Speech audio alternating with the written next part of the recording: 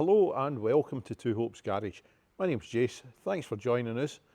F150 today in a different location. Back brakes need doing on this one, so without any further ado, let's get the vehicle up on sticks. Cheers. Actually, before we jack up, let's get those wheel nuts loosened off a bit. So, pry bar under the hubcap and off.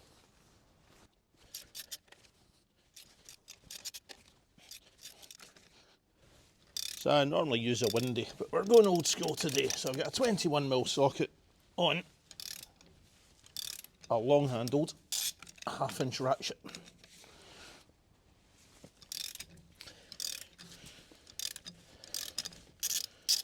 There we are. Grand. Repeat on the other side. We've pumped the vehicle up on the jack under the pumpkin. Got a set of axle stands in there. Taking the weight on the axle stands, then just brought the jack back into very light contact with the pumpkin again as an additional point of safety. So next up, let's get the wheels off.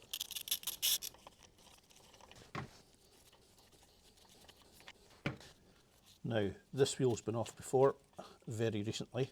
I had a terrible time getting the wheel off. So I know it's going to come off okay this time. It said copper grease put on the mating faces so that I know it's not going to give me any problems.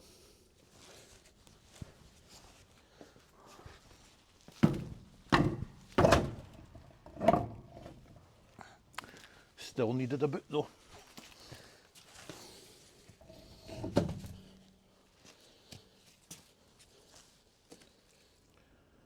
Right, now we've got wheel off, the next step is to get the caliper off. There are two 10mm bolts holding that on, so we'll get them undone. Before we do that actually, what we'll do, in order to help remove it, let's come around here. We'll get a screwdriver in here. You can see the caliper piston is extended. We'll get a screwdriver in there and just get the pads backed off a little bit to help us get the caliper off of the rotor.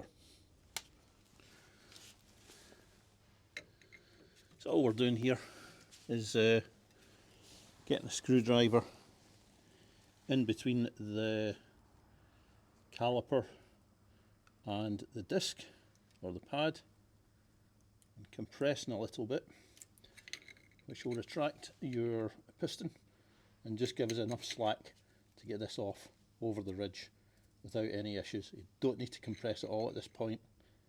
We can do that once it's off the vehicle.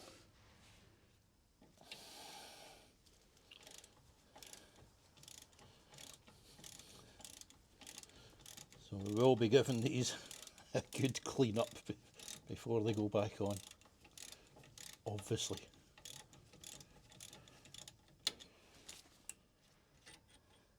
Actually,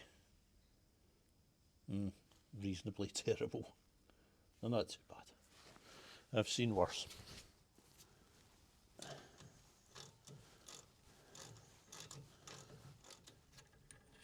There we go. And that one, yeah, it's about the same. So next we're going to try and lever this caliper off the rotor with the pads. Now, this one's pretty rusted up and I've got a feeling these pads might stick, but we'll give it a shot. So, get a pry bar under there, mind the sleeves, push down on this little retaining tab. You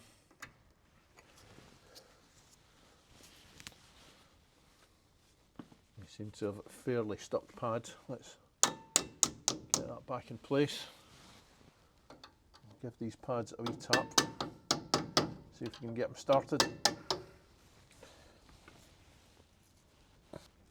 Push down in the tab. Yeah, that's not happening, is it? That one's going okay. Let's give this one a wee bit of persuasion to come out. There we go.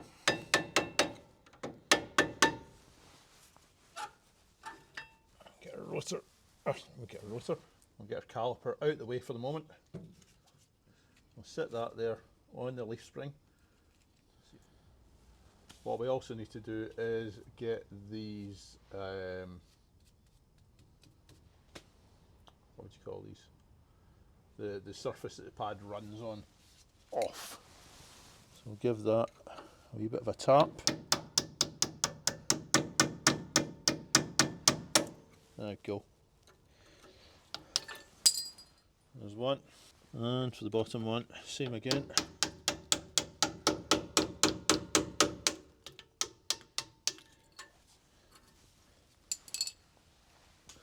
And two. The other thing that we can do, now that that caliper's off, is take the rotor off. Now, in spite of everything being rusted up and has been an absolute bear, this is actually been okay. That was not expected. What it'll pay to do next is inspect your parking brake shoes and also clean all this down with some brake cleaner. Get it all cleaned. A little bit of oil on the parking brake mechanism and also a wee bit of oil on the adjuster mechanism down at the bottom. However, I'll show you that in a bit. So aye, we'll clean this up. So now our caliper's off, let's look at getting these brake pads off. So the outer one, it's got a couple of clips there, or a clip with a couple of lugs, and there's a couple of little spigots inside that go into these holes. So it's really just a case of pulling towards the centre and dragging it up, clear of the holes. I'm not sure how much of that's getting captured. Let's try that. So aye, again, bit awkward. There we go. So there you see we've got a couple of little spigots that locate in these holes, as well as the spring clip that keeps it pulled into them. That's probably one of the worst brake pads I've ever seen. Some strange wear. The other one just locates into the centre of this, that just pulls right out. Next thing that I like to do, so there's your slider. I like to just keep these mobile, so we'll pop these seals off if we can. There we go. Likewise with the rear one. Let's pull that out. It's actually in quite good nick. Give it a wee clean up, a bit of a grease, and pop it back in. I'll do the same for the other one. Just be gentle with these unless you have a new set of seals, because you can tear these quite easily. There we are. That one's actually not bad either. One thing that you do need to do, and this is what caused the brake binding on this one I think, or what contributed towards it, was get these landing pads where your abutment clips locate onto, get them as clean and free of corrosion as you can. What happens is the corrosion builds up, pads the abutment pads out, or swells the abutment pads out, then your pads aren't as free to run up and down along the length of it. Which leads to the brakes binding and unusual wear patterns, which means you end up having to change the brakes. So get these as clean as you can, whether it's just wire brush and a screwdriver just to descale it all. Make sure you do this surface in here and along the inside. Mine were pretty bad, so I ended up using a needle scaler.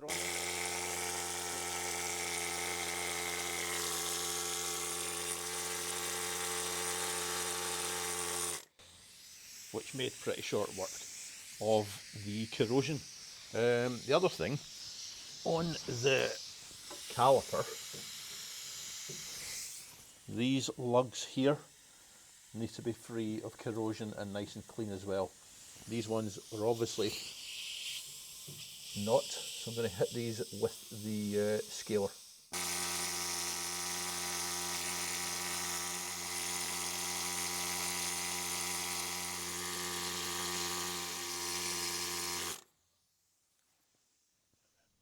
What I'm going to do next is just retract this caliper piston. Now, you can do this with a C-clamp, you can do it with a screwdriver prior to taking it off. I managed to get a hold of a wee caliper piston tool, which I'm a strong believer in, and I'm just going to do it via that. I got this thing years ago. It wasn't expensive, it was £6 or £7. Yeah, it's a good bit of kit. What to do at this point is, as you're retracting this, keep a weather eye on your brake reservoir, as obviously at the moment that fluid is getting shoved back up into the system, and will be making its presence felt elsewhere. I have been up and it looks okay, so we'll carry on and get our piston retracted. There we are, easy as pie. Take the tool out again. Fantastic. I'll just leave that sitting there for the moment. Right, while I'm here with the silicone grease, we'll get our slide pins back in again as well. What I'm going to do before the pins go back in is just shove a paintbrush in there, the wooden end, with a little bit of silicone grease.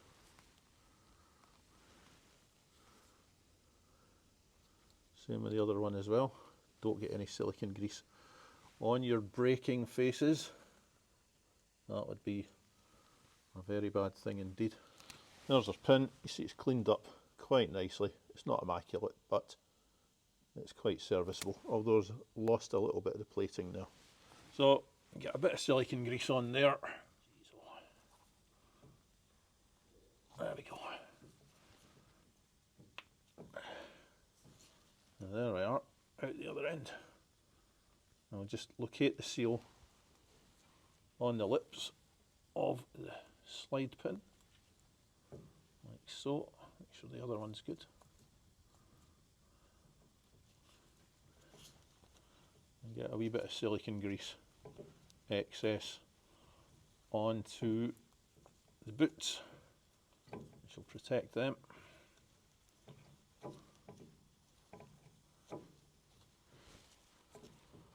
And there's that one in, nice and mobile. We get number 2 in. What we'll also do, while we're down here cleaning stuff up and putting silicone grease around, is we'll put a decent amount onto these 2 lugs here.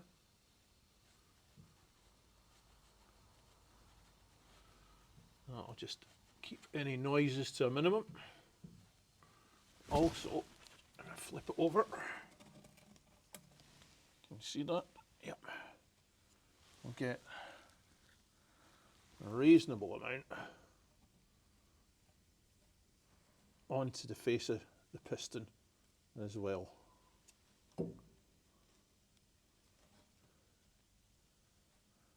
Like so, before we install the pads.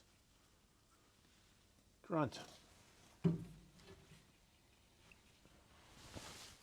So while the disc is off, I'll take this opportunity just to clean out the park and brake and the face of the mating faces on the hub here prior to rebuilding everything. It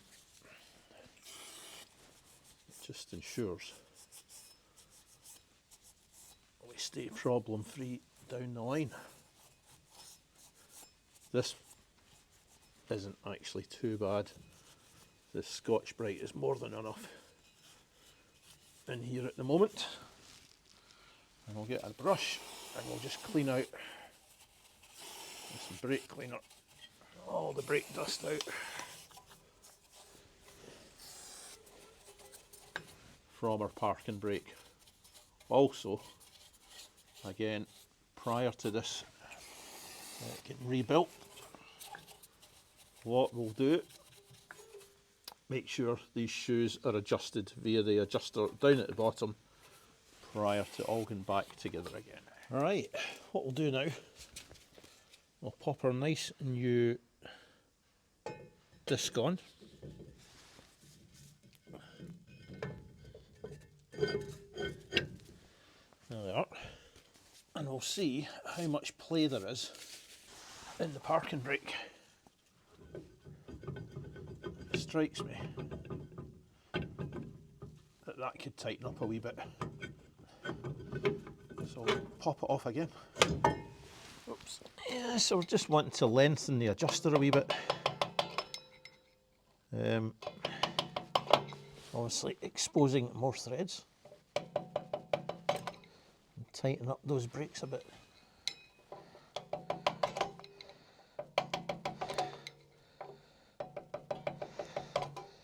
And we'll try our disc out.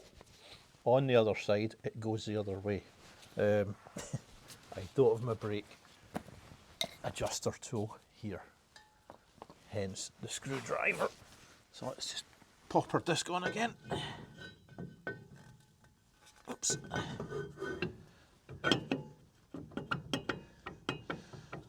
Still a bit of play there.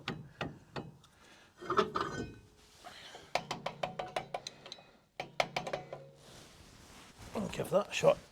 What we don't want is to have it so tight the thing's binding.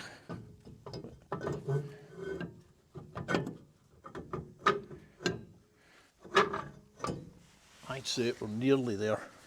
One more tappy tap.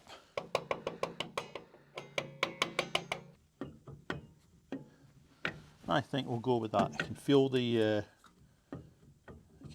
shoes just about touching there, so that's grand. Right, next up, let's get our abutment pads fitted. So a couple of wee dimples there just for gripping. All we do is pop them on one end,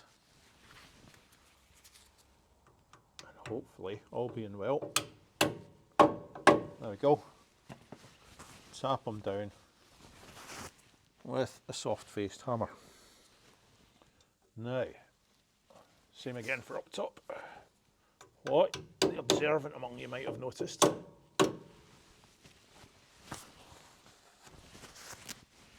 is that the metal here is a wee bit darker. What I've done with that, somewhat controversially perhaps, is brushed on a wee bit of anti-corrosive wax just to stem off the rust build-up under these abutment pads as best I can, without going wild and having everything painted and powder coated. So a little bit of silicone grease onto these slides or abutment pads just to keep your pads nice and mobile, sliding along easily. Brakes that are mobile are brakes that don't bind too easily. So there we are. Next up is a bit of video I'm dreading, because I always have issues with this design of pad going on, is fitting the pads. So there's our inner pad. Controversially, it's an AC Delco because I couldn't get Ford for some reason. As you can see, it's got a little three-sided clip, or three-pronged clip, that rotates. And this is one of my main issues. So, what we're looking to do here is get these three prongs inside the piston without getting silicone grease anywhere, and pop it on. But that actually went surprisingly well. Fantastic. Next up is the outer pad. Outer pad's a wee bit different. We've got a couple of lugs just there that locate in the two holes on the ears or lugs of the caliper, and you've got this spring clip which will be pretty strong that holds the lugs in place. You've also got a retaining clip which locates against, I'm not sure, are we on film here? Yeah. Which rotates against there. Oh, you'll see it when it goes on. So the idea with this is, I'm not sure how well the camera is going to pick this up. The idea with this is get these clips over the lugs there, slide it on down into place, there we are, and make sure that actually went smoothly as well. Make sure that butts up nicely against the lugs and it's seated well. So the next thing, I think we'll pop our disc on. So I've tried to come up with a good plan for a good angle for this caliper, and I'm not sure I've got one. Essentially what we want to do is locate the bottom lugs on the pads onto here, then swing it round to bring the top ones into rest with this. However, what we also want to do is ensure that these sliders are retracted so that they don't, or so that they clear onto here. It's a little bit of a juggle, and we'll see how it comes off on camera. I'm not sure it's going to go well as far as filming is concerned. So there's our two lugs located on the bottom, just about. Then we need to clear. We might have my coupon in here as well. We're still on down there. Clear up there. Oh, smooth as you like. Make sure the hose isn't twisted as well. Yeah, so we've got our lugs on down there. Lugs are on up here. I'll swing this around a wee bit. And you can see that our retaining clip is just about to do its job. I'll give that a wee tap, but I think it's there. Yeah, that's there. And we're about good to go. Next up, let's get our caliper bolts in. I need to do a little bit of shuggling around. There we are.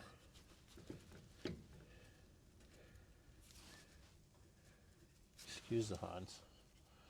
As always, get your bolts started by hand so you know you're not cross-threading them. Oops. Another one.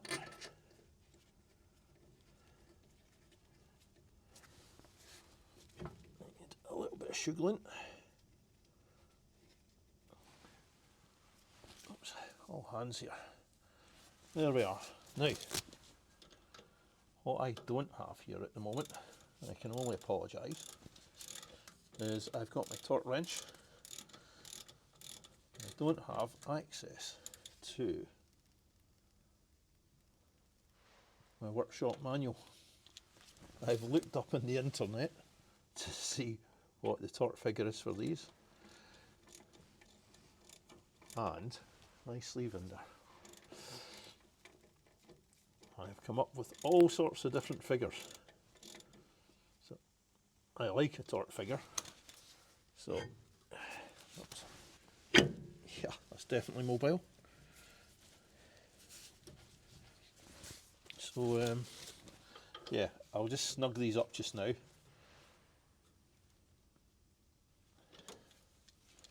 These are only thin bolts, don't go wild. Also, there's probably a bit of silicone grease made its way onto the threads, so you're effectively going to be doing a wet torque, so it's going to be easier to overstress those bolts. So yeah, that'll do the now. Yeah, and we'll look at getting our wheel on. Fantastic.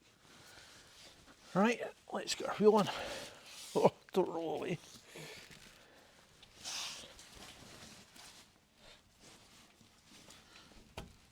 One, two, three. There we go.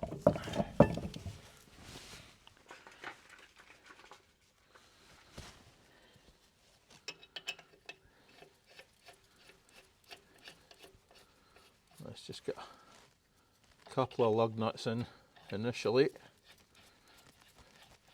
while I get our life sorted out.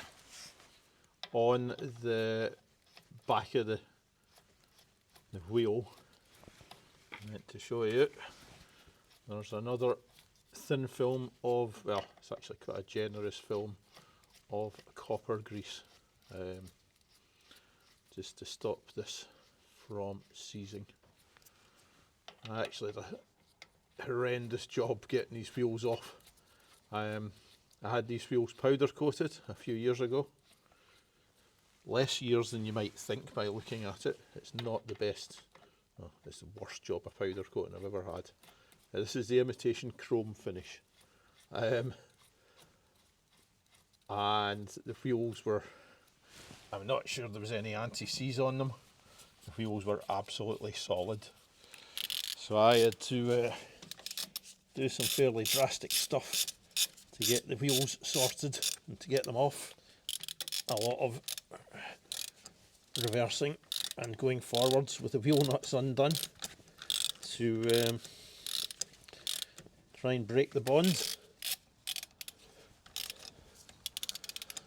And once I get one wheel off, I have to use it to, well, actually to take a front wheel off to get these back wheels off by throwing the front wheel at the back wheels. But we got there in the end, so that's the main thing. So I'm kind of old school here today with the long handled ratchet. I'm normally doing these with an impact, and what a difference it makes. I'll just get them snugged up for the moment.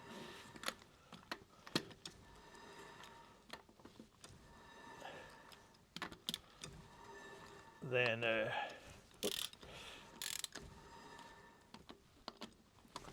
once they're snugged up, I'll get it off of jacks and get them torqued.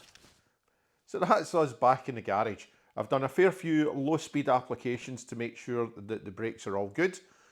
Given the whole system another check over to make sure nothing is amiss. Once there's a few miles under your belt, double check the torque on your lug nuts.